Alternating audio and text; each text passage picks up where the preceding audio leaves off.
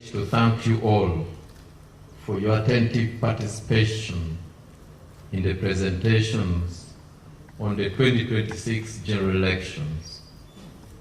We shall now proceed to the plenary session, which is intended to provide an opportunity for clarification, constructive engagement, and shared understanding. The purpose of this plenary session, ladies and gentlemen, is not a debate, but to seek clarifications, share observations, and ensure that stakeholders have a common understanding of the electoral process and their respective roles. And to guide this session effectively, I kindly request that all contributions be brief, focused, and relevant to the issues presented to allow room for broad participation. As you may recall, we have heard keynote address from Lord Chair. We have heard highlights to the general election roadmap. We have also had security for the 2026 general election paper presented. So I request us to be focused. Please identify yourself and the organization you represent before speaking, and direct your questions to a specific presentation or institution where possible. I will take 5 questions at a time, after which the presenters will then respond. And I wish to encourage all participants to engage respectfully and in the spirit of cooperation. And in the process, I ask all of us to remember our shared goal, which is a credible, peaceful, and transparent 2026 general elections. All observers, national and international, are encouraged to raise questions. Let me ask my team to be alert with the microphones, and you are free to raise whatever issue you'd like to raise. We can start now.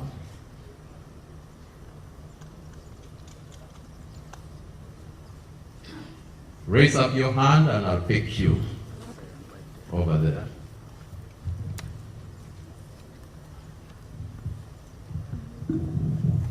Thank you very much, and thank you, Commission, for the briefing. I have 2 questions. The first one regards the issue of disaggregated data. In our analysis and assessment of elections, we also want to know how many women are participating in the elections as candidates for all the levels, and also how many youth and persons with disabilities. We couldn't find this information on your website. And then the other question is regarding the voters' roll.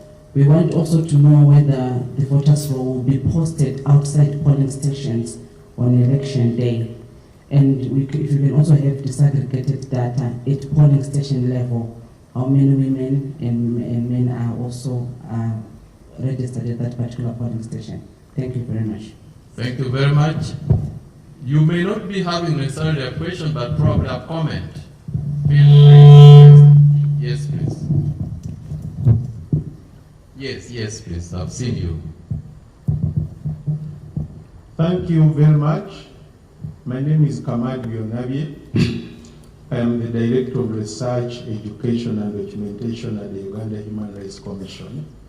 And I've been a domestic observer for the last 5 or so electoral periods.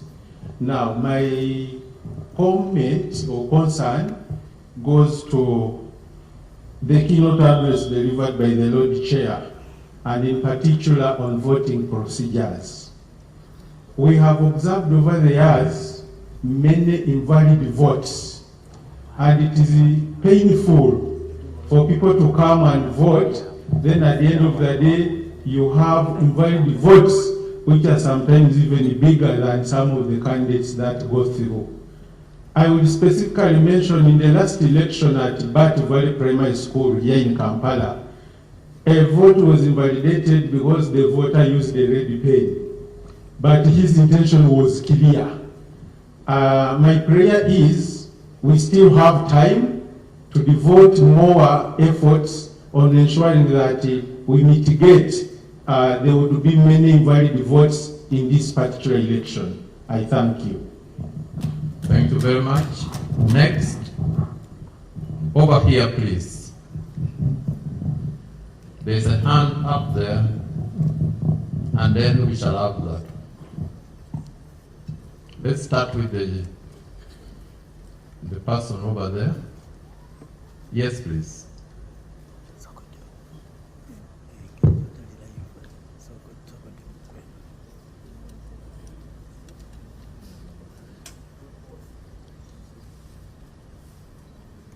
Protocol observed. Thank you very much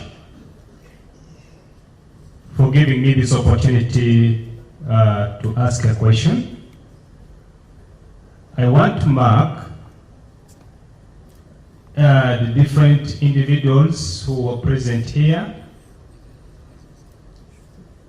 that you should be aware that we do have youth with disability who will be part of this observation, election observation, and we should also try to put into place that inclusivity is there by including sign language interpreters during the exercise. My name is Imalingat Dewo. I'm from Show Abilities Uganda, the umbrella organization for youth with disability. Thank you very much. Thank you. Thank you very much. We have the lady over there.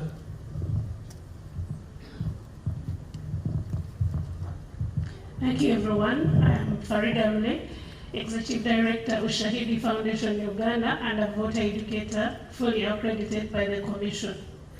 My worry is on I did not hear the Commission speak about the list of denominated candidates. Are they going to appear on the ballot paper? And if they are going to appear, don't you think this is going to confuse the voters? Because most voters will come thinking that their candidates are still on the ballot paper.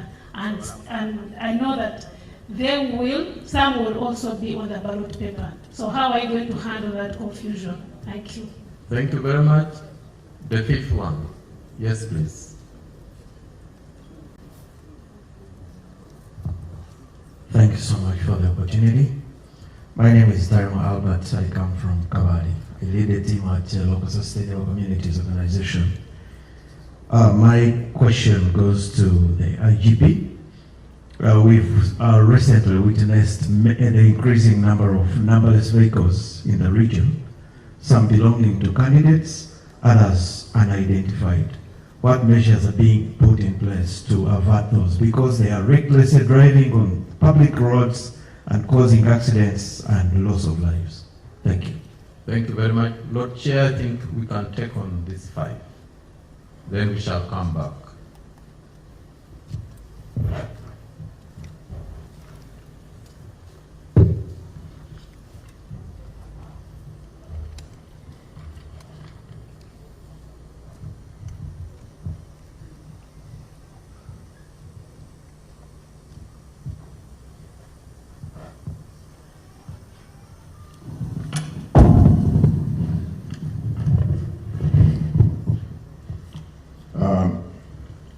Thank you, Commissioner Anthony, and distinguished participants for the questions you have raised. No comments. I'll start with Farida's question. On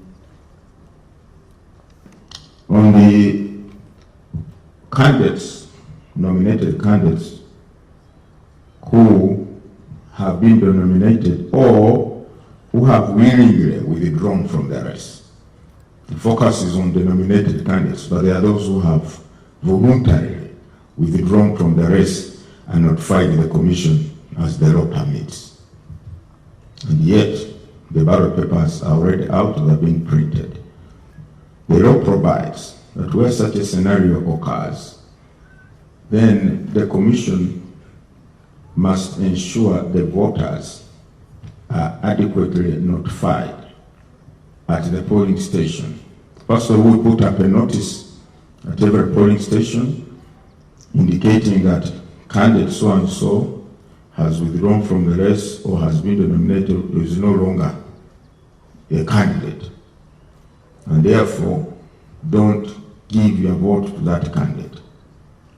That is one measure. The other one is, which I've also seen in practice during by-elections, the presiding officer, when he or she is handing over the ballot paper to the voter, also adds his or her voice that candidate so-and-so is no longer in this race, so don't cast or give him or her your vote.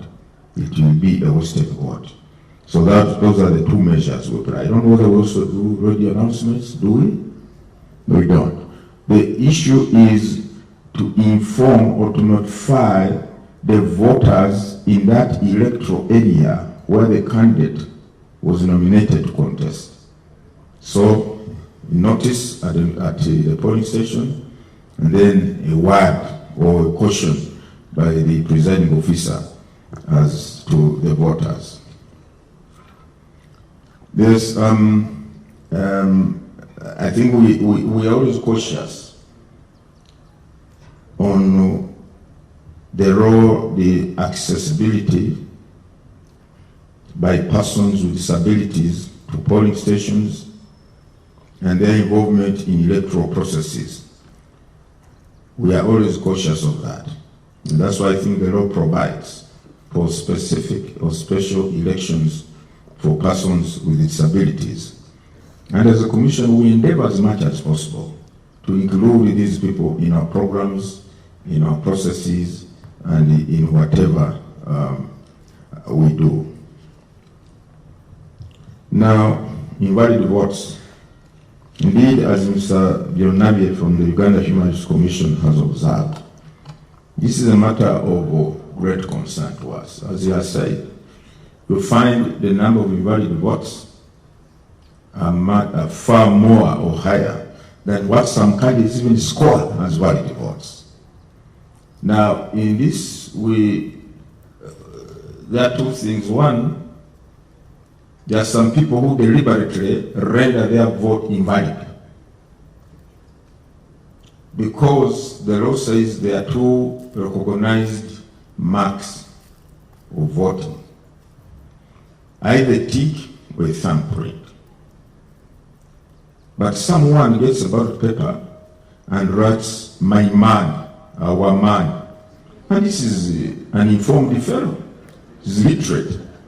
He's writing "our man," "our woman," or he takes the candidate of his or her choice, then puts a cross on the others. So he knew what he was doing, but others, they get the ballot paper, put it in without even putting a mark. It's deliberate. All these are deliberate or intentional processes. But in this training, we have also emphasized in the training of our polling officials, particularly the presiding officers, we have emphasized the aspect of when in law does a vote or a ballot become invalid. There are on occasions where the voter puts the tick or the thumbprint in the box bearing the photograph or the picture of the candidate, or the symbol, or the name, and not the designated box where the tick is supposed to be. And some presiding officers, we understand, have been declaring this invalid. Yet the law is very clear that a vote is not invalid for reason on account of the mark not being placed in the prescribed area or space. If the person, the voter, puts the mark or the thumbprint on the picture of the candidate, or the symbol, or the name, the law says the intention of the voter can clearly be discerned that he or she intended to vote for this candidate.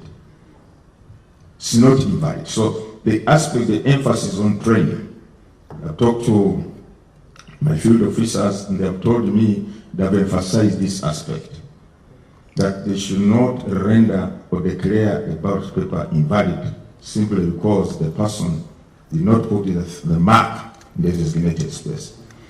But also, from what we have observed, because as I said, my colleagues and I, during my elections, we've been in the field. The crowd of people around seem to overwhelm at times the officials managing the process of counting. Our process here is so transparent. I don't know what they tap in other countries. The presiding officer gets a ballot paper and shows it to everybody. Then the people around they shout, "Oh, that is invalid," in the local language. Kafu, kafu, invalid. Now, because it is a crowd, the raucous is so high. At times, the presiding officer gets. I was around one time. I think I was at one of the polling stations in one of the by-elections somewhere. It was a rural constituency. I happened to be around during counting. The voter had placed the tick outside the margin of the box where the tick should be. This is the box where the tick should be. The tick was outside the box. The crowd shouted, "Kafu!" I said, even though it is placed outside the box, but you can see it is within the line of the box, but outside the box. So really, the intention can be discerned. So, but that's when the presiding officer gained some courage and said, "Oh yes." But the noise, the voices of the people around had intimidated him. So that's why we are saying we need to have some kind of control on who should be around the polling station. That's why we are saying, and we have tried to explain this. When we say, I think it is better for people when they are voted, although the law allows them to keep around, first give space for other voters to come. Leave a peaceful process to take place. It's just because all of them are actually invalid. So we have emphasized that point in our training programs, that the law provides as long as the intention of the voter can be understood or discerned, even though the mark is not placed in the right space or box, that is not an invalid box. Thank you, Mr. Bionabi. We shall again emphasize it over these remaining few days, so that on 15th, the presiding officer, should be in position to distinguish between what is actually invaluable. Invaluable is where the tick crosses from one box to another. That is clearly valid. From one box of this candidate to another box, that is invalid. Or the thumbprint somehow crosses from one box to another. Then you can't tell the intention of the voter. Was he voting for this candidate, the one below, or the one up? That one is different. Now, the register, the voters register, the law provides that every candidate or political party which has presented candidates be given a polling register. And this polling register, the candidate or the party is supposed to produce more copies or photocopy. The register relevant for that particular polling station, and give their agents a copy of the register for that polling station, to enable the agents in the process of identifying and verifying voters to do so. The other polling register is with the presiding officer, who has it at that table, and in the event that the voter has not come with the national ID or voter allocation slip, which have a barcode, which is supposed to be scanned by this kit or machine, but the person is a registered voter. He's on the manual of physical register. They can now go to the manual register, look for his particulars or her particulars, then go to the BVK once he or she has been confirmed to be on that policy show. The register, we have it displayed or open. It is with the agents and it is with the presiding officer. And we want to encourage all agents, please, can you avail, candidates and political parties, avail your agents at polling stations with copies of the register. And secondly, or distinguished guests, the Electoral Commission offers to train candidates' agents for free. When we are training our other polling officials, we also train the agents of the candidates on the modalities, on the going zone at the polling station. Because at times some of these agents report on account of not being conversant or acquainted with what goes on at the polling station. Now, I regret that we did not carry the disaggregated data, but I can say generally, I think in terms of percentage, the female voters at 51% and the male voters at about 49%. The female voters are far more than the male voters, but I think by about 1 million, isn't it? By about 1 million. But we shall avail you the disaggregated data between now and polling day. We have it, only that we forgot to carry it with us here to the commission. I think those are the questions so far. Is there a question I've not answered? No. Thank you. Commissioner Anthony? Oh, Afande. Yes. That's it, Lord Chair. Numberless vehicles. No, Afande has one question. Answer. Numberless vehicles. Yes. I don't know whether the traffic rules are how permits those ones also. Thank you. Thank you, Lord Chairperson. And thank you, Albert from Kawale, for that observation. I think in passing, the chairperson has partially answered this. This contravenes the traffic laws and regulations of this country. But as you realize, the situation during campaigns and elections has its own dynamics. And perhaps on our part, I could say some level of restraint was exhibited, but that's not allowed. And it's good that we are seriously identifying this as an issue.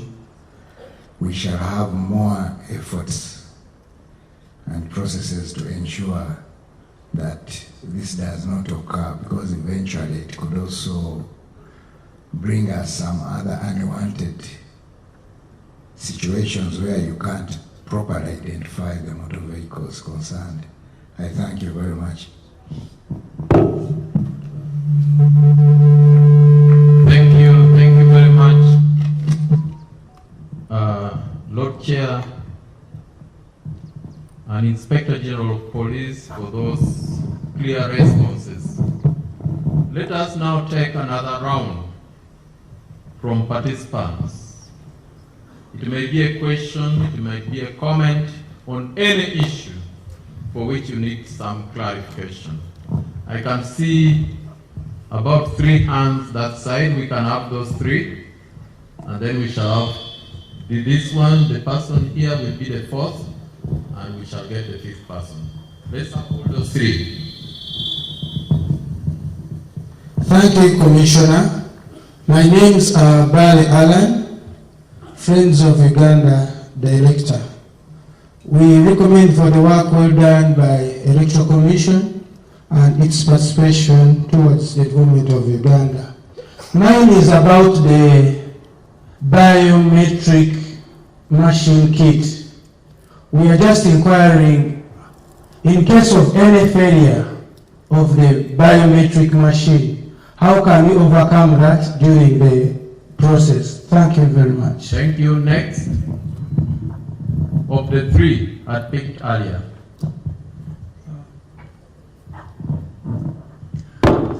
Thank you very much, Commissioner.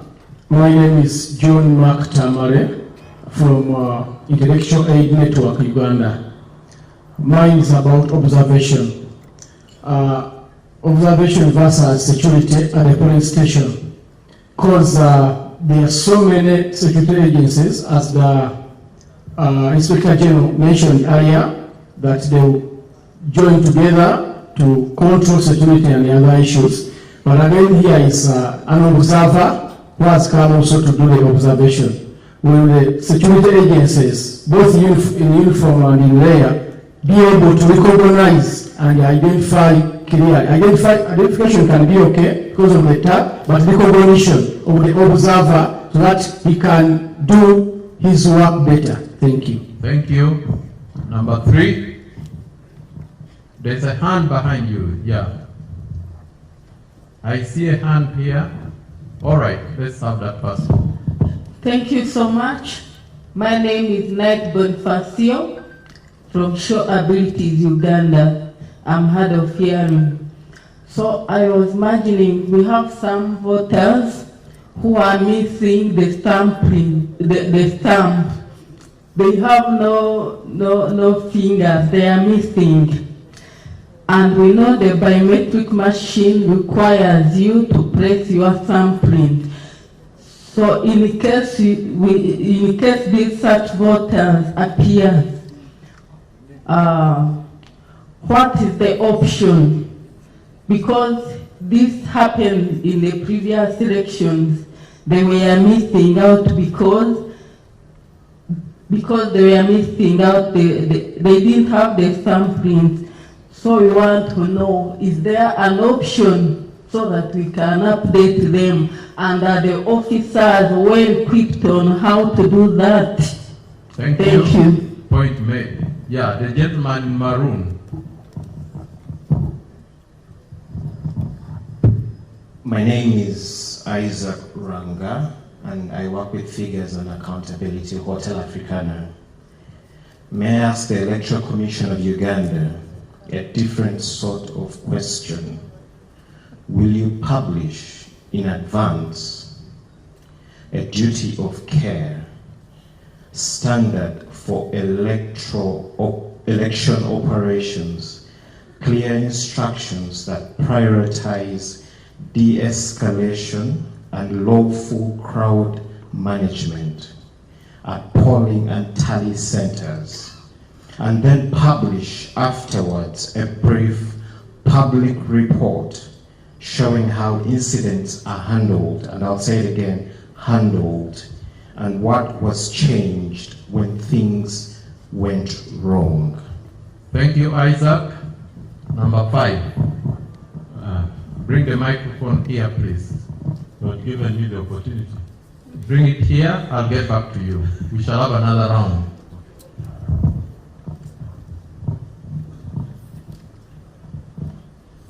Yes, please proceed. Take the microphone.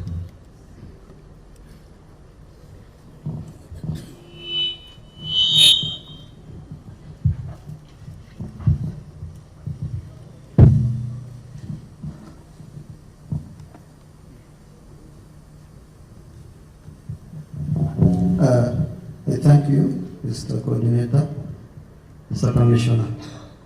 My question is going to the IGP. When he was giving his speech, he affirmed that there is going to be joint security operations. The Constitution gives Article 1. It gives powers to the Ugandans to take a decision on how they should be governed. It is explicit and absolute. So, Mr. IGP, my question is, given that there is a constitutional guarantee of free and fair elections, how does the police reconcile the presence of the armed military personnel at or around the polling areas with the need to protect freedom of the ordinary voter from intimidation and due influence such that the free will is exhibited? We have an environment that is not intimidating an ordinary voter. I thank you. Thank you very much. Lord Chair, these are 5 interventions. I kindly invite you to make responses.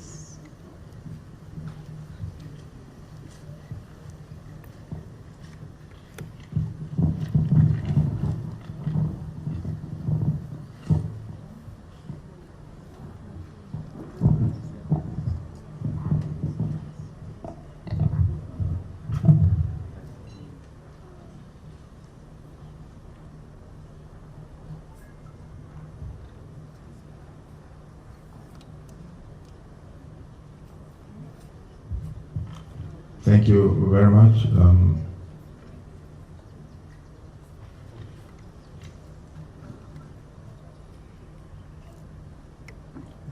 Yes, I think the next round of questions starts with Friends of Uganda. In the case of failure of the biometric kit, what happens? Now, in our planning, of course, we were cognizant of the fact that a machine is a machine. It can develop any problems anytime, which were not foreseen. And that's why we have provided for 2 kits per polling station. One, they are not going to be used concurrently, but rather one will be on standby, just in the event the one which is running develops or malfunctions or develops issues. That is one.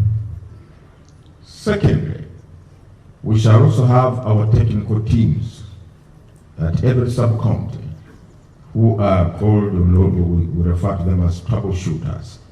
These are IT people who will be in position to respond to any report that both kits are failed. We don't anticipate both kits to really fail, but in an event that happens, we shall have our technical teams, the troubleshooters, at every sub-county to respond to issues concerning the functionality of the kits in that sub-county. So that is one of the measures. But we have 2 kits. And the batteries were manufactured to run for about 15 to 17 hours. We also have power banks to back up these batteries in the event they run low on power. Now, John Makatamale, an observer. Well, if an observer has been properly accredited and issued a tag by the Electoral Commission, we expect every member of the security agencies to recognize that. To recognize that this person or this individual has gone through a due lawful process accounting for his or her presence at this polling station as evidenced or proved by the tag issued by the Electoral Commission. So I think the IGP is here. I believe this point was raised in your absence. I think you were around, you had stepped out. Okay. I think also say something about this. Our security forces or personnel who are going to be deployed at these polling stations will have to be sensitized strictly.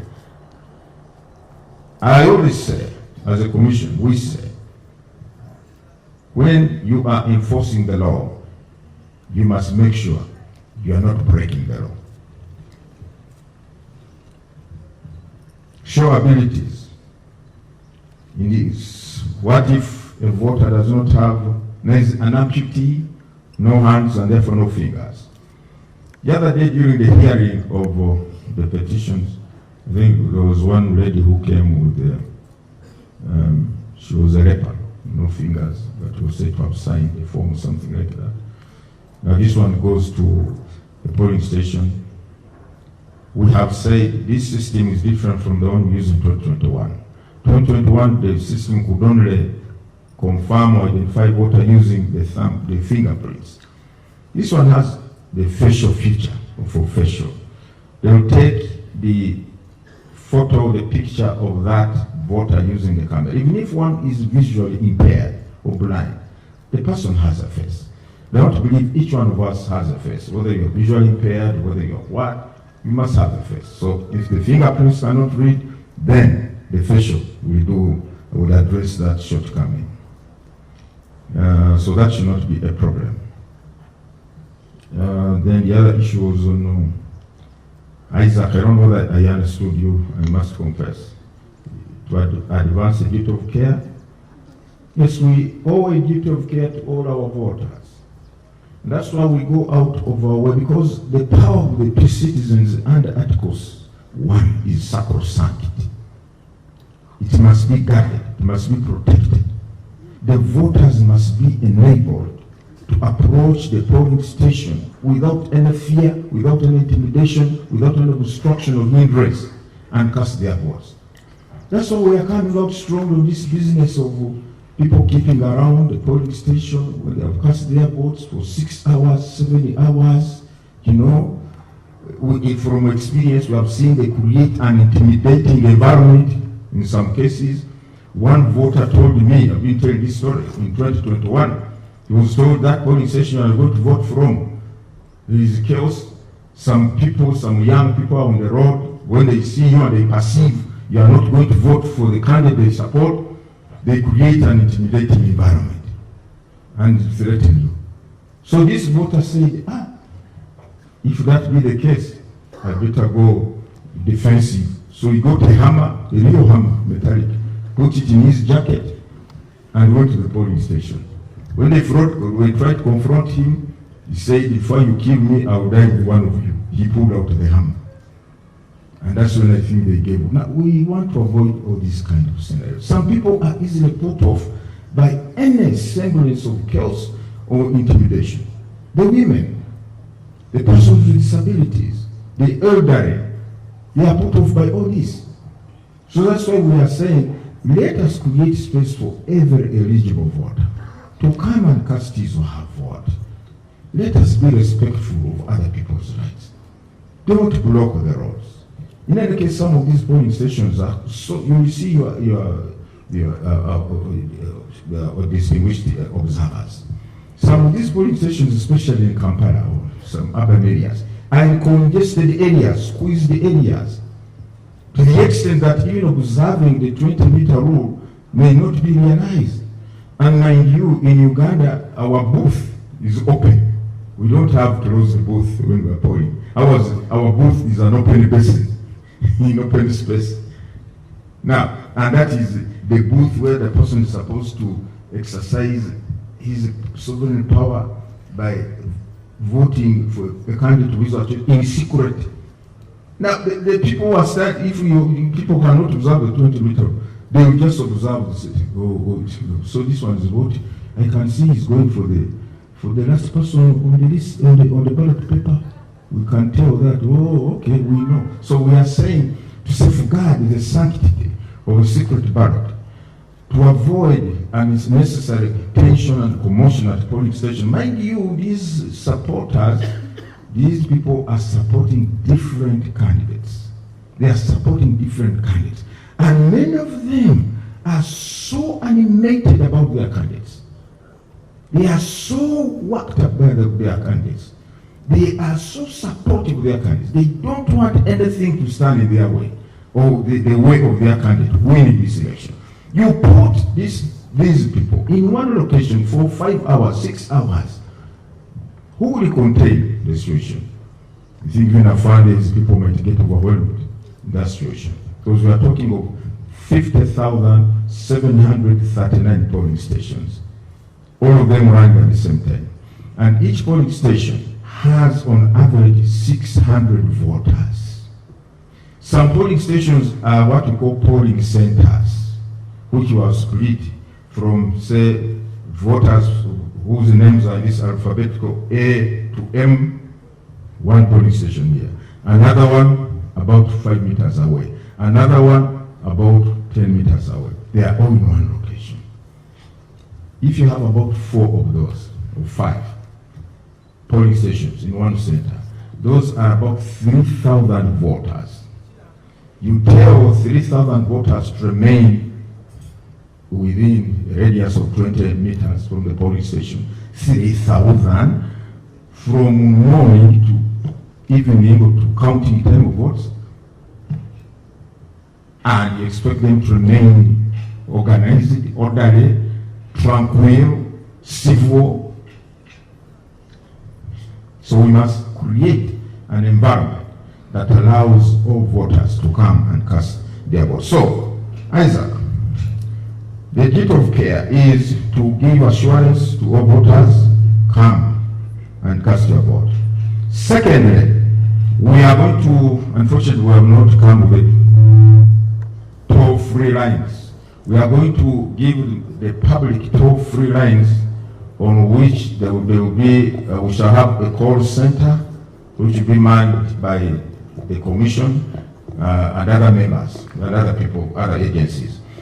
These toll-free lines are to allow or to enable voters to call and report any incident in their polling station or area, so that prompt and swift response can be organized. But by the time, at times when the response mechanisms are actuated, the harm is already done.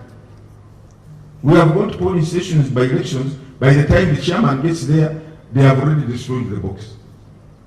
They have already torn the ballot papers.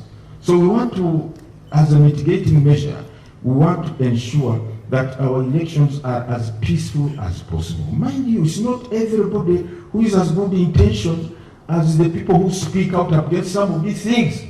No. How will they be handled? Well, we have, look, a crime remains a crime. And our electoral laws are full of conduct that amounts to crime during the elections. And we appeal to the citizens, to the people, to report any conduct that is tantamount or that amounts to commission of a crime, so that the perpetrators can be brought to book by the law agencies. So that is one of the things we must deal with, the people who perpetuate these crimes or offenses during our electoral processes. I think you raised something, somebody raised the issue of the environment that is not intimidating to an ordinary voter. Let me tell you, this is largely created.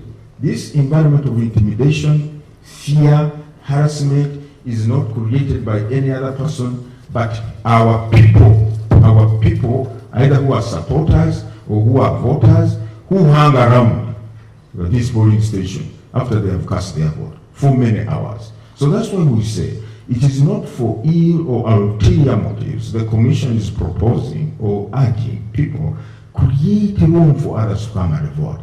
You can, the agents for the candidates are there. The agents for the candidates are there, and according to the law, their role is to safeguard the interests of the candidate or candidates at that polling station. We have 8 presidential candidates. Those are already 16 agents inside the polling station, lawfully mandated in law to be inside the polling station. We have, in many areas, we have not less than 5 parliamentary candidates, or even 10. In Kampala, I'm told some of them have 20 parliamentary candidates. Those are already 40 agents, plus 16 agents for presidential candidates. Those are already 16 voting protectors, safeguarders, and so on and so forth. So, for goodness sake, to avoid these unforeseen circumstances or unforeseen developments or scenarios of chaos erupting, it happened in 2021. I was telling the excellencies, the ambassadors the other day, that in 2021, there were some polling stations whose results could not declare. Why? The people around. See, Ugandans, not foreigners, Ugandans who had kept around, they developed misunderstandings, they started quarreling, they fought, they beat one another, chaos spilled over to the polling station. They destroyed the ballot boxes and everything, and the results from that polling station could not be declared. Imagine the voters at that polling station, the law-abiding citizens, they had left their homes, they had gone to these polling stations, they had cast their vote in the assurance that their votes will be taken into account. But because some people have other motives or whatever it is, they came and destroyed. We could not declare those. Why do we want to avoid for that kind of situation? Ladies and gentlemen, I think I've answered those questions also.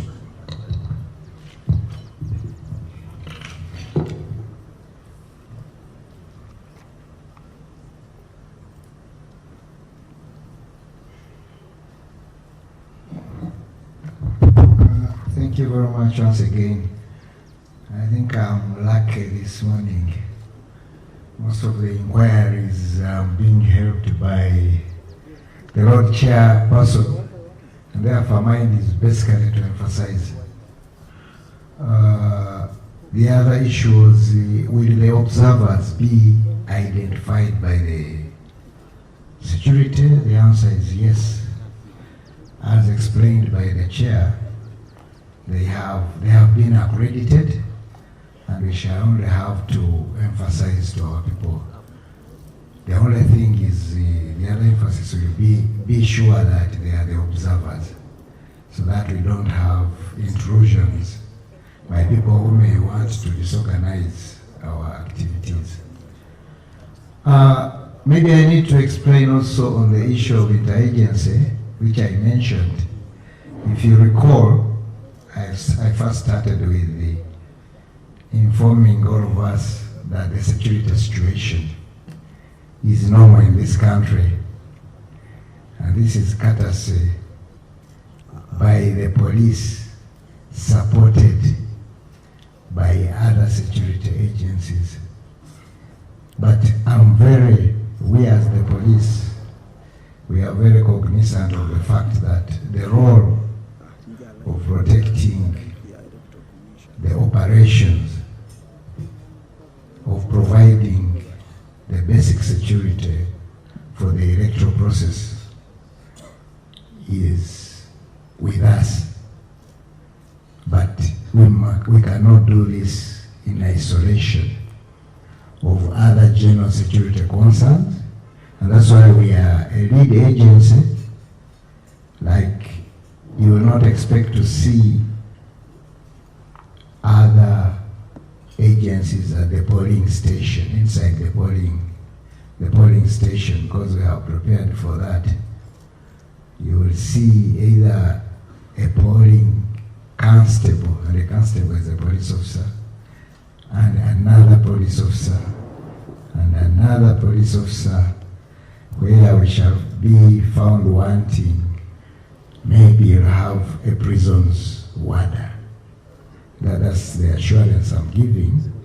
But also, I also want to add that the presence of other sister forces outside the other spaces should be an assurance to all our people that there is security around, led by the Uganda Police Force.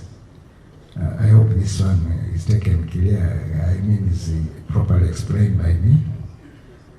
Because it is important that as we look at the security of the elections, the electoral process, we must also look at the security of the country, and also the security of other activities apart from elections. Those activities co-locate. We don't put them in abeyance. And from my presentation, I'd like to recall that I also mentioned about other threats that could easily come in and disorganize our electoral process. I thank you very much. But finally, I would like to say the presence of security should give us more confidence and assure us of security all the time. I thank you very much.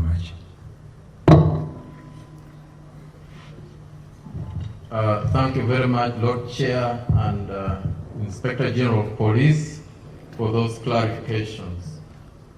All observers will receive detailed information book in the pack that you are going to receive from the Secretariat. We have a free toll call center that is indicated there. We also have a chargeable line, which is not free toll, but they are both indicated in the pack that you will receive from the Secretariat. I also wish to state that this activity was scheduled for 1 hour. We are now 45 minutes into the activity. We are coming towards the closure, and in the interest of time, I'm going to take only one more round of 5 people, and then we shall have the interventions and we shall end this activity. So let me have the two. I can see 2 hands behind there. Then I can have 1 hand here and 2 there. Let's pick 2 from behind. There are quite a number of hands up, but we shall have only 2. Then 1 here, then 2 here. So we can begin. Okay, thank you. I'm by the name Zindaura Bakari from Intellectual Aid Network. My question goes to the chair. As I have said that it's not good for the people to hang around after elections. But I want to inform you that even though they have agents, when the election reaches to a stiff time, some agents are always abducted by the security. I don't know whether you are very aware of that. There are agents abducted, taken off from the electoral centers, and then the counting you are making like that there are like 10 MPs with more than 40 agents. Then it loses the meaning. Secondly, I heard that those ballots are going to be passed through the machines to prove the originality. My question goes to the DRF form. That transports the results to the correction center of the results.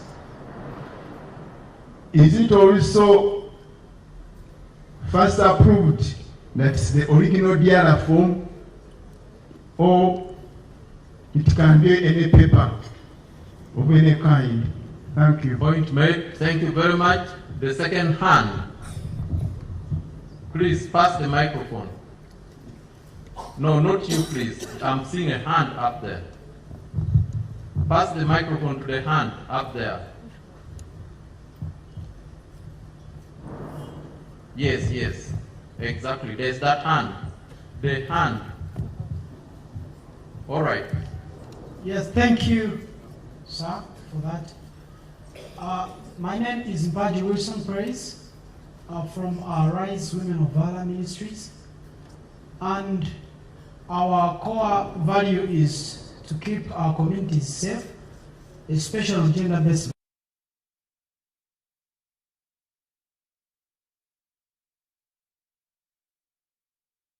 Polling assistants and presiding officers in the election. And some of these are young women, some of them are older women, but when we do the tallying of the votes and counting, the process ends a little bit late. And we want to know the safety of these women as they go back, because some of our areas are in the very remote places and they are not safe to travel alone in the night.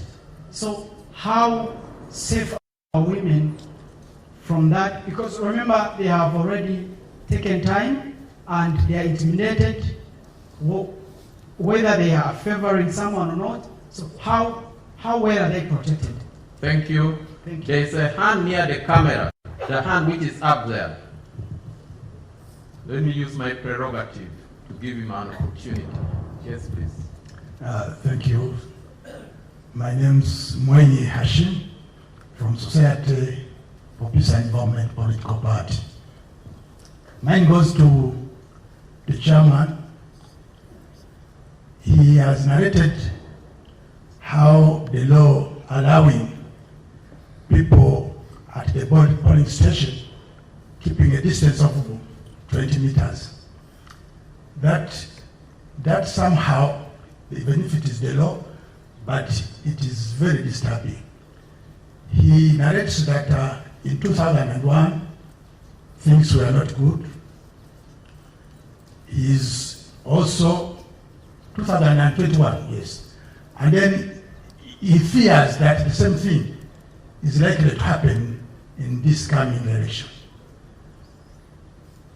I'm trying to advise him that let him take this to Parliament so that the Parliament can create a law which can say after voting, let people keep a distance of 1 kilometer.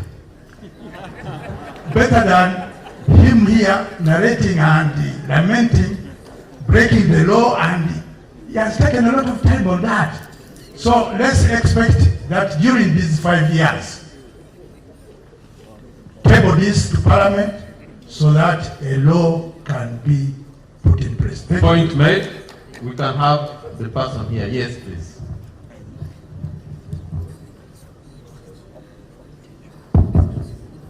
Thank you. My name is Stephen Namatalampiga from the National Consultative Forum of Political Parties and Organizations in Uganda. We have witnessed a lot of brutality unleashed against opposition supporters during the ending campaigns, and also brutality unleashed against journalists as they tried to cover what was happening. I wish your assurances given to all the ladies and gentlemen that have been accredited as international observers that they will not face similar incidences. In case, for example, Ugandans choose not to leave polling stations after they cast their vote, but remain within the required 20 meters distance. What will happen? Are they assured of protection? I want and I wish the leaders here to give our guests assurance that they will be safe and they will have a safe working environment. Thank you very much. I saw 2 hands this side earlier. The other one over there. Yes, please. Thank you very much and good afternoon. When we are observing, there is always in the checklist something to do with presence of campaign materials on the campaign within the polling area. In the previous election, such instances happened. You go to a polling station and the campaign materials are all over, even during the Kawempe by-election. My question is, who is responsible for removing those campaign materials or campaign posters, and have mechanisms been put in place to ensure that this time around we don't have them in the at the polling stations? Thank you. Thank you. My name is Alex Bukumune. I work with the Uganda Human Rights Commission. All right. Yes, please.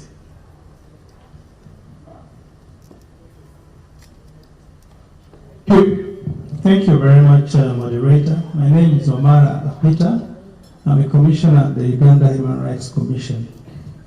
First of all, we would like to thank the Electoral Commission, through the chair, for walking this long journey of preparing for the 2026 elections, working with many different stakeholders and partners, including with the Uganda Human Rights Commission.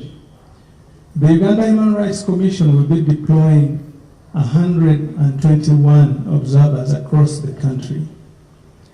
And they'll be deployed out of our regional offices, 12 of them which are in the country, maybe for the information of others, the 12 regional officers, if I can mention them quickly, Arua, Gulu, Lira, Soroti, Jinja, Masaka, Kabale, Fort Portal, Hoima, I think the Moroto.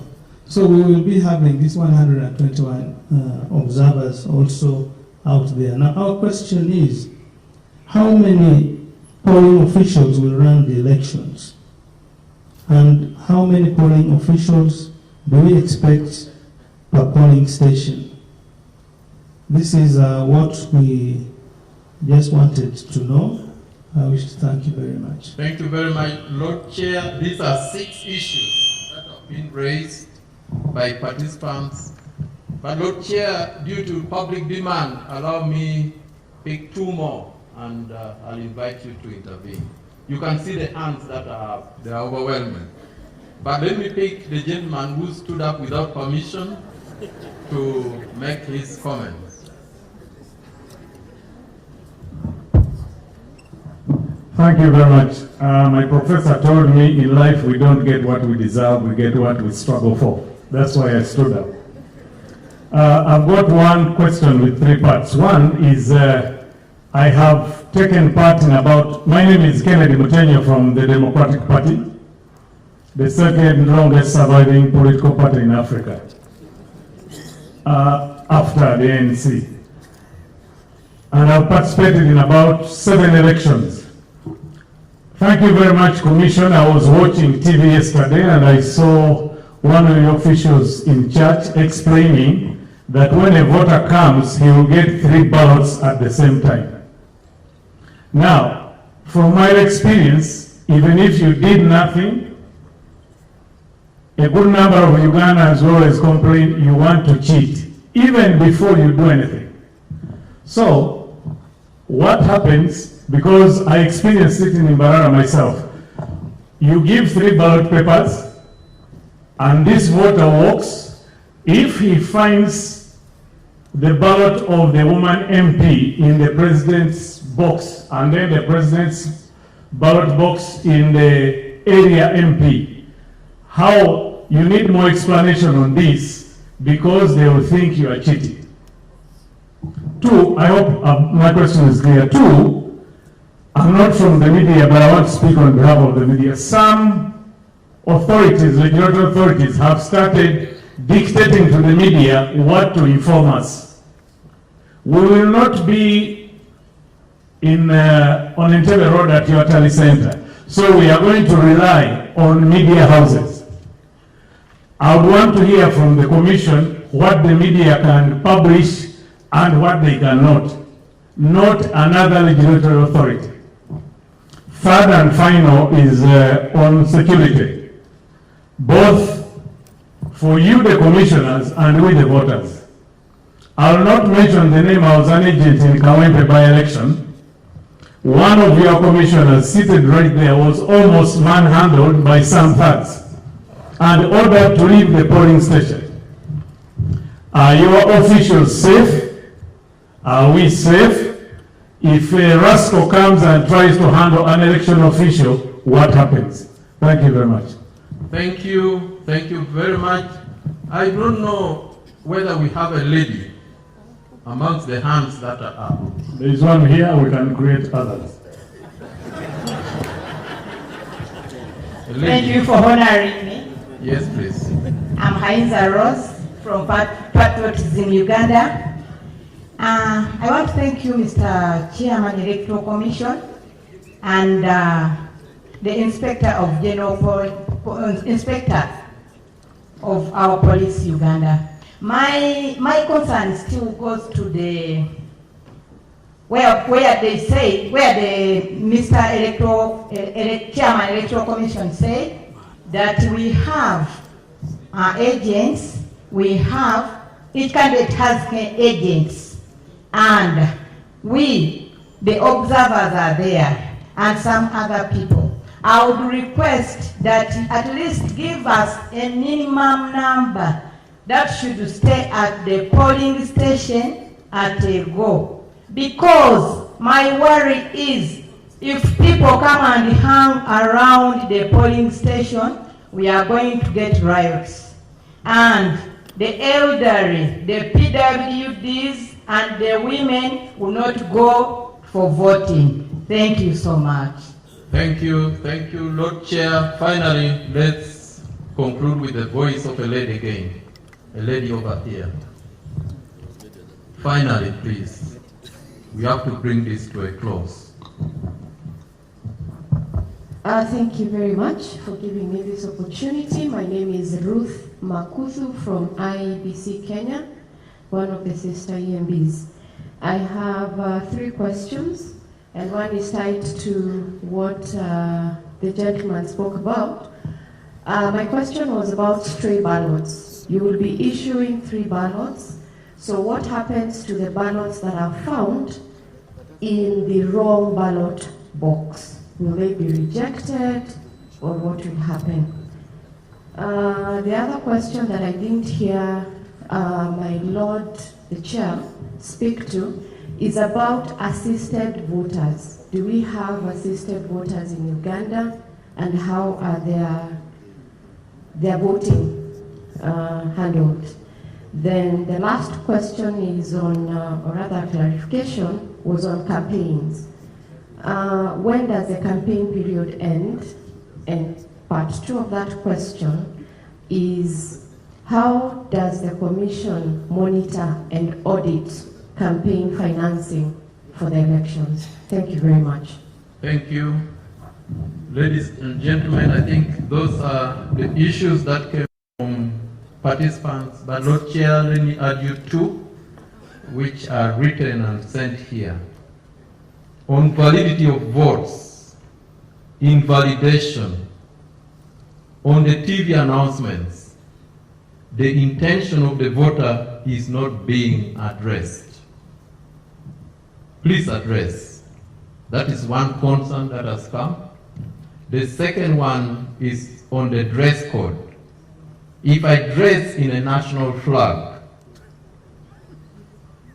color, advice, or if I come with a national flag, please guide on the implications. Lord Chair, I wish to take this opportunity to invite you to come and make responses. Thank you very much.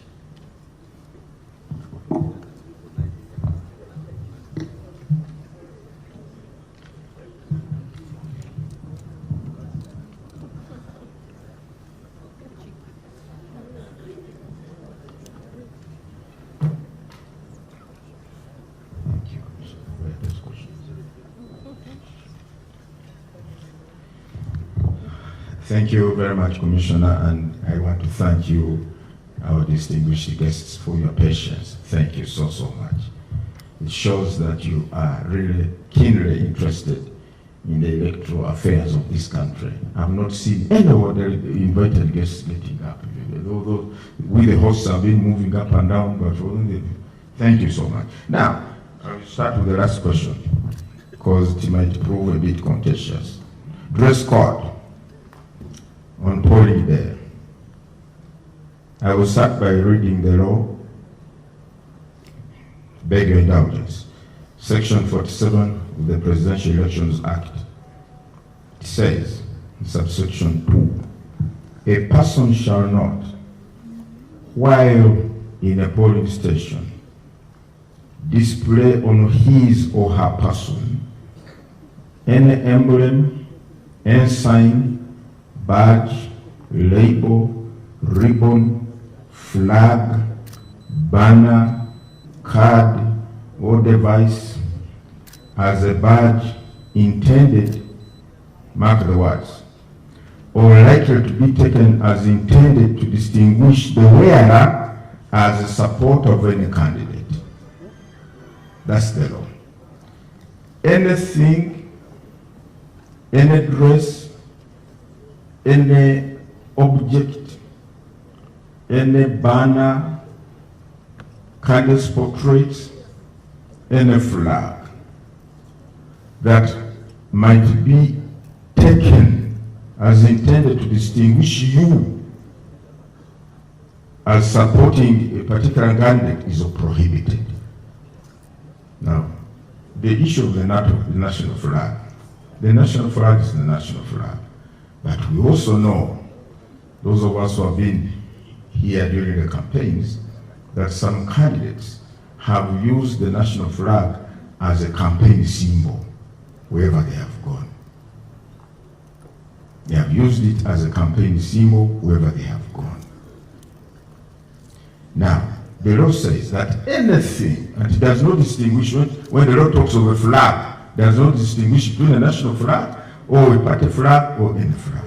It says anything, any flag that might be taken as intended to distinguish you as a supporter of a particular candidate is prohibited at a polling station. Party colors, because our parties have their designated and approved colors. Any attire of your party color, you should leave it at home. Put on ordinary attire. Candidates' portraits or attires, please leave them at home. That's what the law says.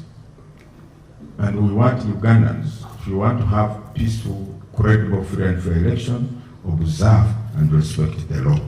It is here in the Presidential Elections Act. Very well spelled out. It also goes with the campaign posters or paraphernalia hanging at a polling station where, because maybe a polling station is next to buildings and the walls of the buildings have been plastered during campaigns with posters of the candidates. Now that this is a polling station, they are supposed to be removed or plaqued down by, I think, the Electoral Commission. Ordinarily, you are not supposed to destroy or deface or remove the campaign poster of a candidate, ordinarily, during campaigns. But once campaigns are closed, and this area is now a polling station, all such paraphernalia should be pulled down. And I think, thank you for raising that question. Commissioners, we should emphasize to our staff that any campaign paraphernalia should be pulled down from polling stations. The polling station should be devoid of any candidate's portrait or symbol of a political party, and so on and so forth. Those should now remain on the ballot papers, which the candidates, which they support or the voters are going to be issued with. Now, I will start with the question from our sister from across, Ruth.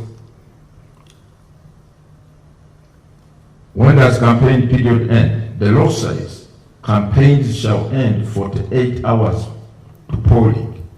48 hours to polling. So we expect campaigns to end tomorrow at midnight. Campaigns, but for rallies, the law, the guidelines say in the law, it is in the law, for those holding rallies, mass rallies, the rallies will end at 6, as they have been doing, 6 p.m.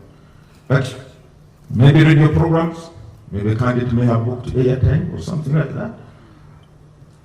In the evening, when most listeners or viewers are at home, but essentially 48 hours to polling, that's when campaigns stop. Ruth, unfortunately, the Electoral Commission does not monitor campaign financing in Uganda. It is free for all. The more money you have, you go.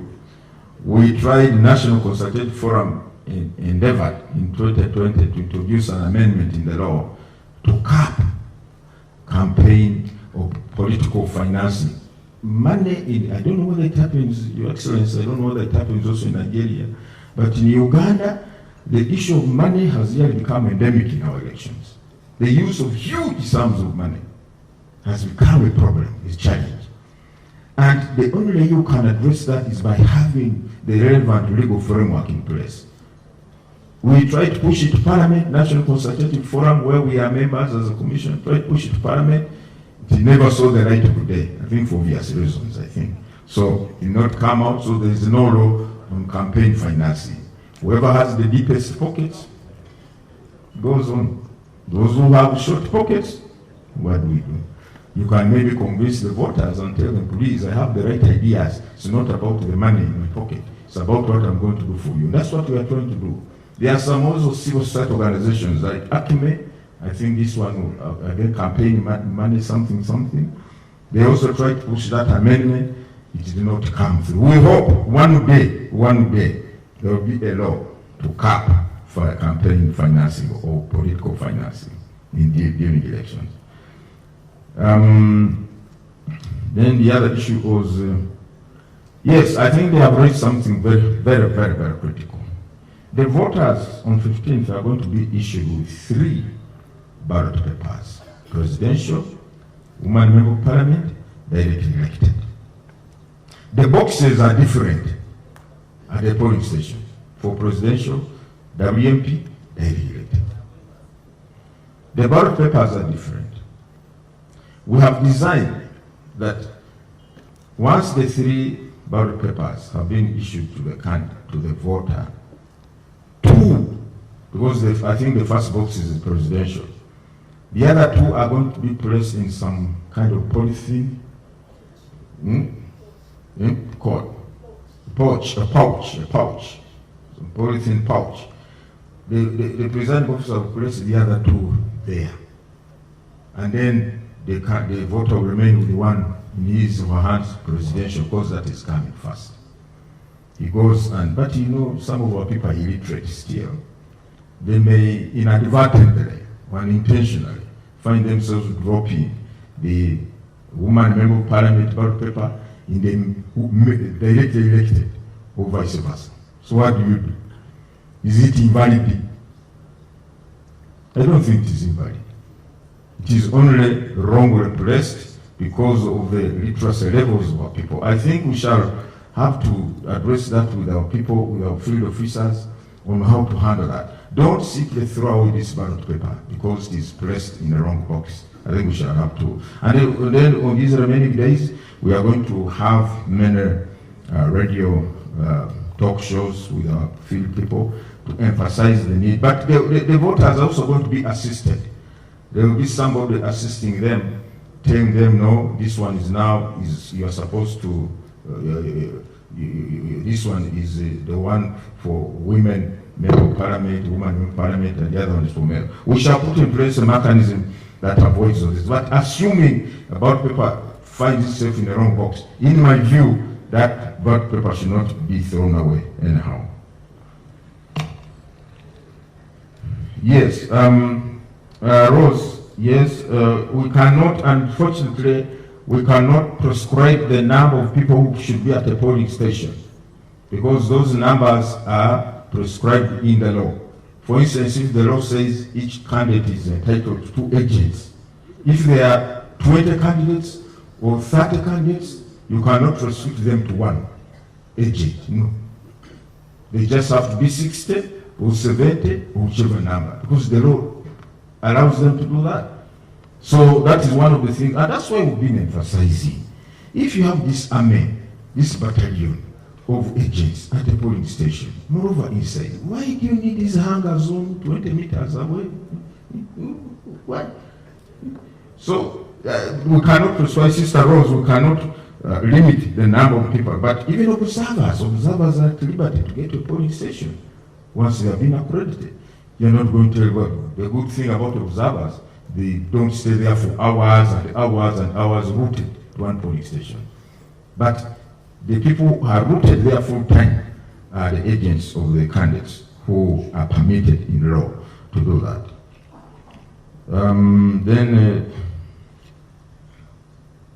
What the media can report on, well, I'm not a media person, I don't know the ethics of, do they have a code of conduct?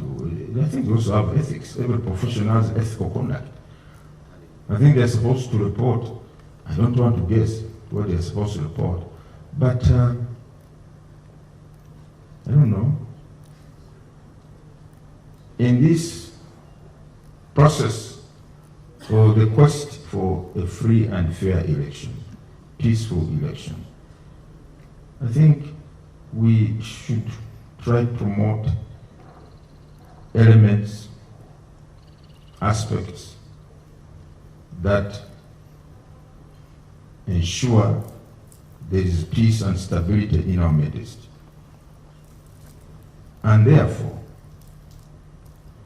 the media, who are entitled to do their work in accordance with the principles of journalism and so on and so forth, and should also be cognizant of that we should also promote peace and stability in our country. Because at the end of it all, when the 15th is gone, when the 17th is gone, when we declare the final results, we shall have this entity called Uganda, which shall remain for the people of Uganda. We shall remain here. Our guests, our visitors, will go back. But for us, whom God created and said, you are Ugandan, I think let us be mindful of what is good for Uganda and what endangers Uganda, what promotes the kind of Uganda I want. And I've been telling people, we should always ask ourselves, all of us in positions of responsibility, positions of leadership, positions of decision making, ask yourself, is what I'm about to do for the good of my country or not? If it is for the good of me as me, but not for the country, let me not do it, because it endangers the country. Let me promote that which is good for the country, so that at the end of this election, we have peace and stability like we have today. That's what I was telling our distinguished, wonderful guests, that you are free to move to any part of the country. The IGP has not said, hey, don't go there. There are issues in that part of the country. You are free to move to any part of the country. It is peaceful and stable. To me, that is the icing on the cake. Peace and stability should not be compromised in whatever way or circumstance. If Erasco tries to manhandle an election official, of course, my brother, what he witnessed in Kawempe was unfortunate. But IGP is aware. We have discussed the good, the bad, the ugly that we witnessed in Kawempe. And I can assure you, we are not likely to see a repeat of such scenarios as we saw, because all of us owe it to our people to have peaceful processes. Now, yes, how many polling officials? Now, we honestly, we are going to have about 7 polling officials at a polling station, including the constable, the polling station constable, the polling station constable. There are about 7 who are supposed, but these are clearly distinguishable. They put on the aprons labeled EC with the logo and the labels of the EC. These are there. But agents, all they need to do is to bring letters of introduction from the candidates and introduce themselves to the presiding officer. I'm an agent for candidate so-and-so, I'm an agent for candidate so-and-so, I'm an agent for candidate. What is not permitted, and I repeat, is anyone coming with a tag or a label that I'm a vote protector for candidate so-and-so. The concept of vote protector is alien, is not known in the electoral laws. What is known is an agent of a candidate. So anyone who comes to a polling station with a tag or label of vote protector for candidate so-and-so. When I use the word masquerader, they said they came against me with a brick of tons of a ton of bricks and so on, but that's what it is. Let's have designated people in a row at the polling station. Observers, yes. Agents, yes. Representatives of political parties who have been uprooted, yes.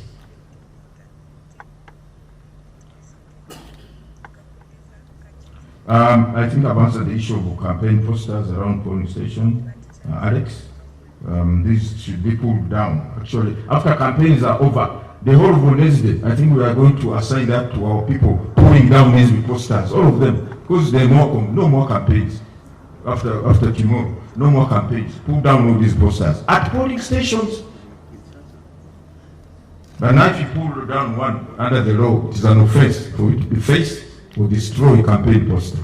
Not for now.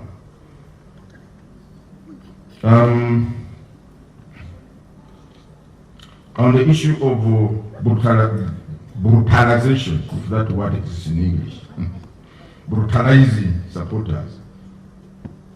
Afande, you're the one going to answer this, because this one is too hard for me to answer.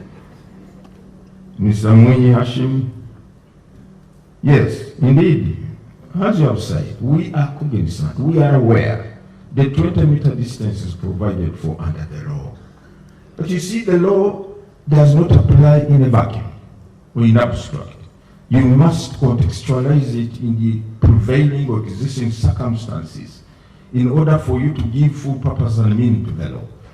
If the law creates an absurd or unfortunate situation, should we just... So I know that for the law to be said not to be operated, it says Parliament must amend that law or repeal it, whichever. You are right, I agree. But we are saying, in light of what we have experienced in the past, in light of the fact that we want a credible, peaceful, free and fair process, in light of the fact that we want every voter not feel intimidated, in light of the fact that we want to safeguard the effects and the processes and the outcomes at the polling station, do we say, let's do business as usual, when we have empirical evidence to show that when people keep around, this is what is likely to happen? That's where we are coming from. But we are aware this is the work of Parliament. Maybe come 2031, those will be there. Maybe this would have been looked into. Rise Ministry. Some point assistants are young, some are old. Yes, I think it's a very critical matter, especially our female polling officials whom we employ. They have to go back home. But the first point is, the people we recruit, ladies and gentlemen, as polling officials are from the communities where the polling station is based. We recruit people from those communities where the polling stations are located. We don't get someone from Mbarara and throw him to Mbari, about 100 or 200 miles away.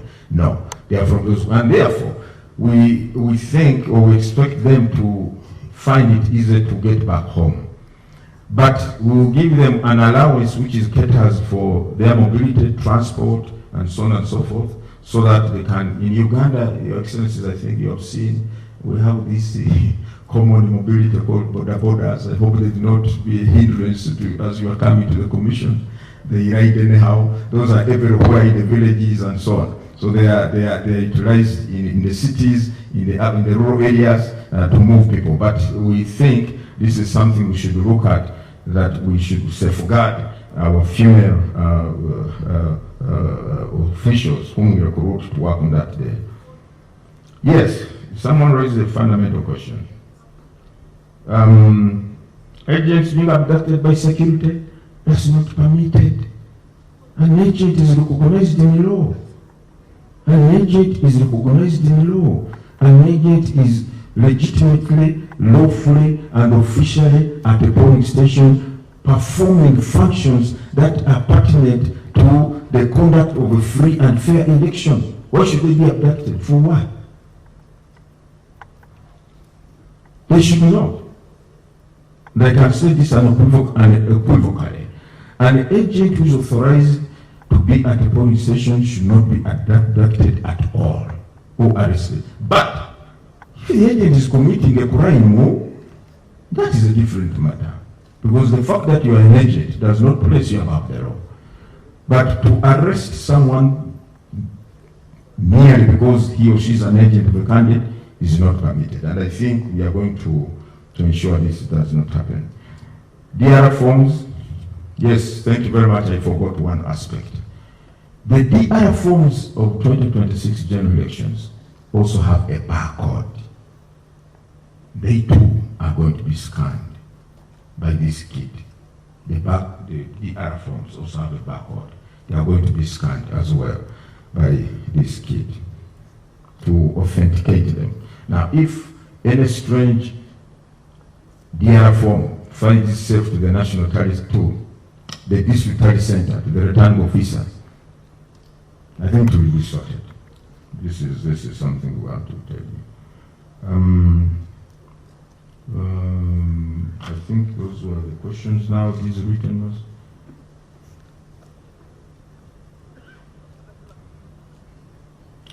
The complaints we have been handling, we have settled the bulk of them. But you can't believe it. Even last week, people filed complaints, post-nomination complaints. And the issue is the law. Article 61 of the Constitution does not put a cap on the filing of these petitions. That's what it says. Article 61, one of the functions of the Electoral Commission is to hear and determine election complaints arising before and during polling. You can imagine, even the day of polling, the Constitution says people can still complain.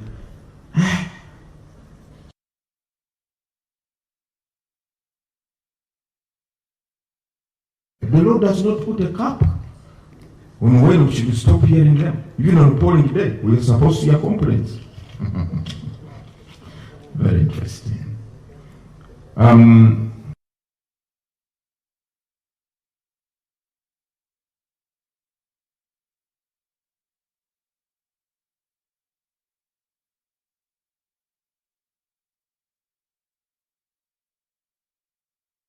The invalidation of a vote or a ballot is not being addressed. The intention of the voter is not being emphasized. This is what he's saying. I think this is something we have to take up today, tomorrow, and Wednesday. For us, we can go on with our programs. We can go on with our voter sensitization programs, even though campaigns are officially closed. So this is something we need to emphasize. This morning I talked to the regional regional election officer of my region, which I supervise in Elgon, and I emphasized this point. I said, please let us emphasize the issue of invalidation of votes and the difference, the distinction between the intention of the voter and what is outrightly invalid. That should be distinguished. Thank you very much. I think, please, I think the issue of the flag I've answered. Any colors of flag? Media. Is it allowed to announce and declare results? A big no. Please don't declare results. Media. The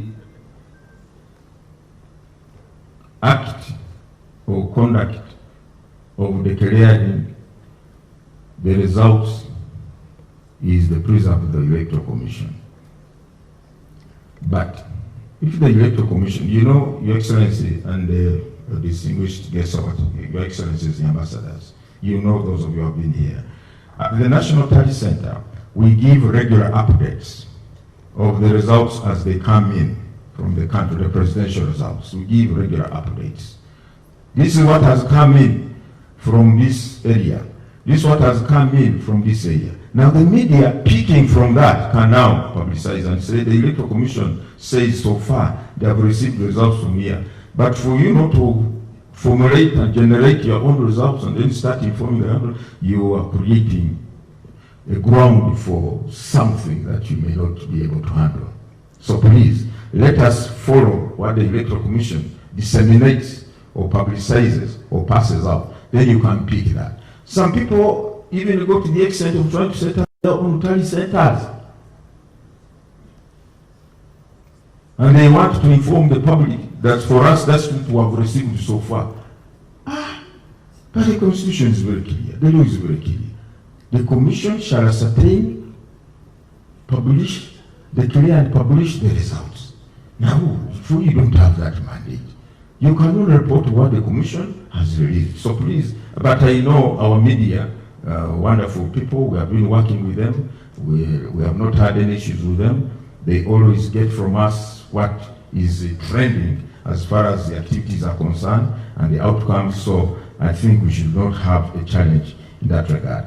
I think I've answered all the questions, Commissioner Anthony. Afande, is there a question for you? Is somebody talk to brutalizing, some of these things? Thank you.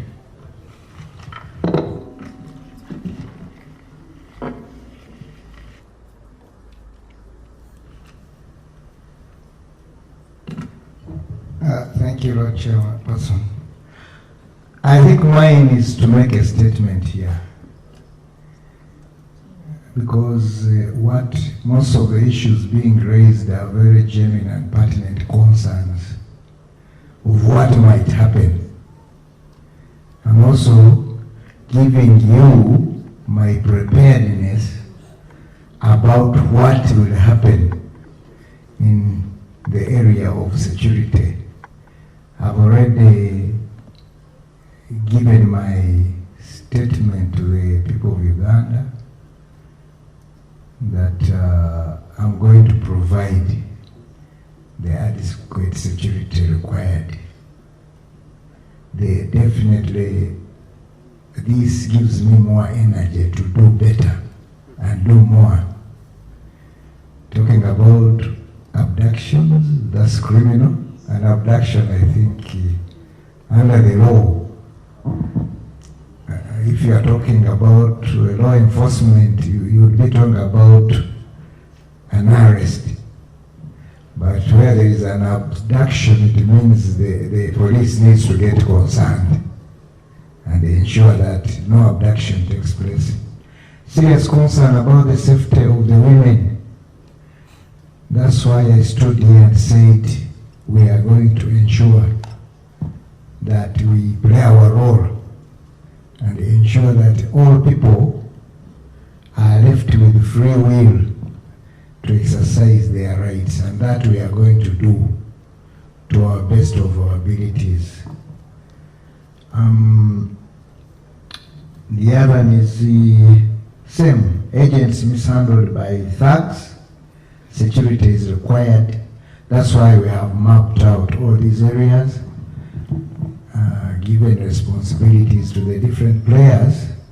But above all, we are confident that the national security infrastructure will not fail to deliver a peaceful environment to the Ugandans.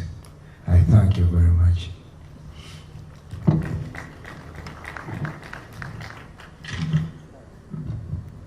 Thank you very much, Lord Chair, and thank you very much, IGP, for those informative responses, which are indeed satisfactory and a demonstration of our preparedness and commitment to a credible, peaceful, free and fair election. Lord Chair, our call center number for the benefit of the public and everyone else is 0800-252-700. This is a toll-free number. I repeat, 0800-252-700. Then the chargeable line, which is not toll-free, is 0326-809-100. I repeat, 0326-809-100. Distinguished participants, indeed we have received very valuable questions, comments and clarifications touching on election roadmap, observer roles and security coordination. I thank you all for your constructive engagements for God and my country. Thank you.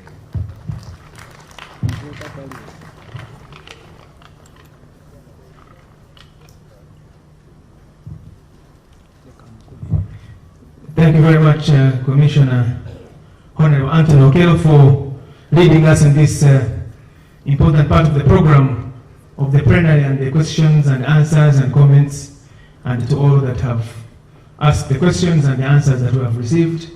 We're now coming towards the end of this session, and it's now my distinct pleasure to invite the Deputy Chairperson of the Electoral Commission, Hajat Aisha Rubega, to come and give the closing remarks.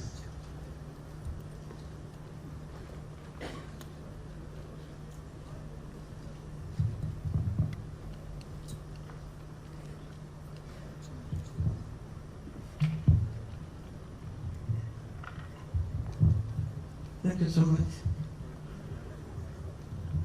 The chairman gave us a very good introduction in establishing the protocol, and I would wish to associate myself with that. I'm so excited that we're having all of us up to this time listening to what the Electoral Commission has to give to make sure that come 15th, we all appreciate all the efforts that the Electoral Commission has put in place to have a credible, free and fair elections. So I would like to thank you for attending this national briefing, this meeting of observers for the 2026 general elections, and for actively participating in this briefing. I wish to thank the facilitators, the chairman, the IGP, Honorable Tashovia and Honorable Kero, for the presentations that you have made and the issues that have been discussed in the plenary, and I hope we have all benefited from them. It doesn't matter who has raised the issue, we all had those gaps, the gray areas that have been covered through the questions that have been asked in this plenary. I would like to thank you participants for your responses to the presentations and the manner in which you have carried yourself and the tone, the question, the way you have raised the questions. We want to appreciate it so much.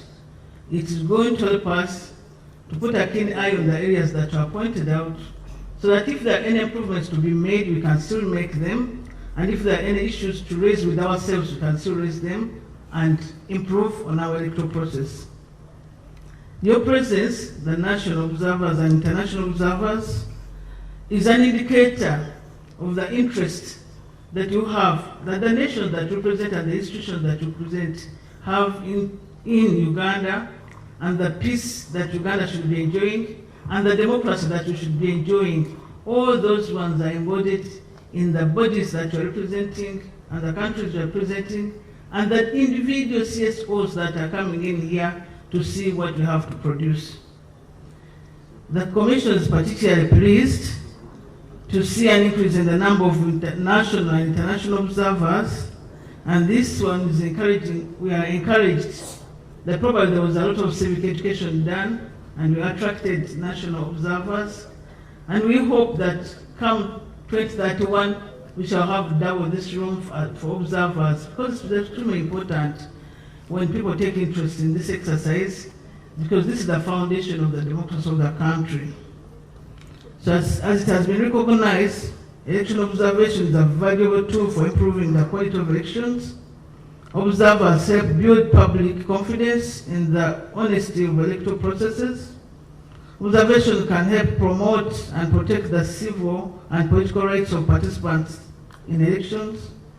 It can lead to the corrections of errors or weak practices. Even while an election process is still underway, we can make these corrections. Observations can help deter manipulation, intimidation, violence, and fraud, or expose such problems if that occur. When observers can issue objective reports, it builds trust in the democratic process and enhances the credibility of the elections. This is what you and women observed. So we are looking forward to getting those reports at the end of your observation exercise, because we trust that whatever we have observed, whether good practices or lacking practices, will help us to improve our democracy. I wish to emphasize the importance of reporting on your observation on this exercise, and we give you about up to 6 months to give us a report as observers. The Commission has provided information in a pack for observers, for you to carry with you as you go on to this exercise. It has contacts of our field staff, it has contacts of police, it has the maps of the areas that you are going to observe, and we hope it's going to be useful to you. You are further encouraged to visit our official website, www.ec.or.ug,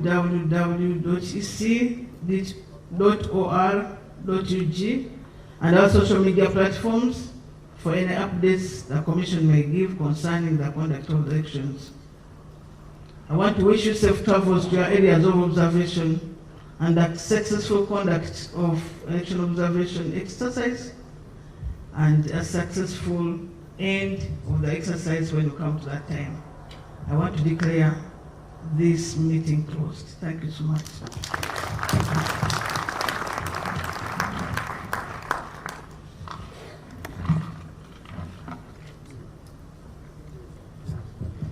Thank you very much, Madam Deputy Chairperson Hajat Aisha Lega, for the closing remarks. I would like to thank the Chairperson of the Commission and the Commission, the IGP, the Excellencies here, Excellency President Goodluck Jonathan, and all heads of missions and heads of diplomatic missions and everybody that is here, domestic, local, international. We thank you for making the time to come here. Just some last advisories. One, the Deputy Chair has mentioned our digital platforms on which regular information about the forthcoming processes are going to be. The website is one principal one, www.ec.or.ug. The social media handles, X in particular, for quick information, will also be in use, and it is at Uganda EC. That is the X handle. Follow it, because we'll be putting there urgent, quick information that you may need to know as you go in the field to do observation. And you can also receive the comments from there. And again, the toll-free line has also been communicated. Make use of them to keep us informed, to ask what you are seeing, to raise any issues that you are seeing for prompt response. Finally, the Commission has served breakfast. I know it's not breakfast, lunch, both of them into, taken together. And the staff of the Commission are going to guide where you have it from. Please don't leave that breakfast. There are 3 places.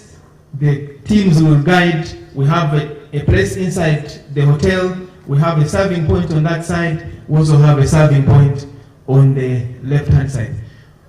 On that note, Lord Chair, I would like to request us to close with the anthems in reverse order while standing. We stand and sing the anthems, starting with the East African anthem and ending with the national anthem.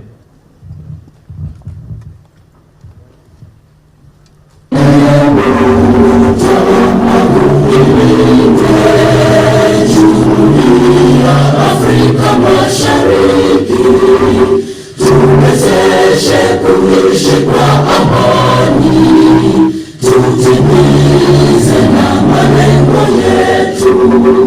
Jumuiya yetu sote tulilinde, tuwajibike, tuimarike, umoja wetu ni nguzo yetu, idumu jumuiya yetu.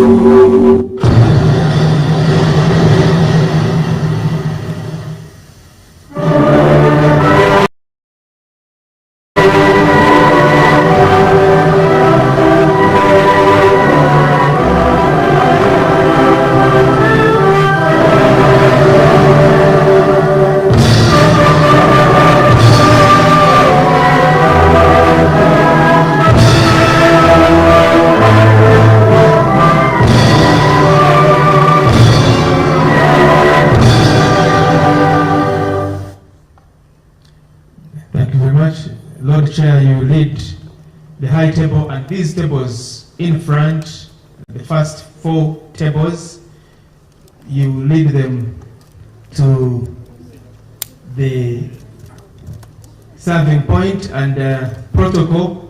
Please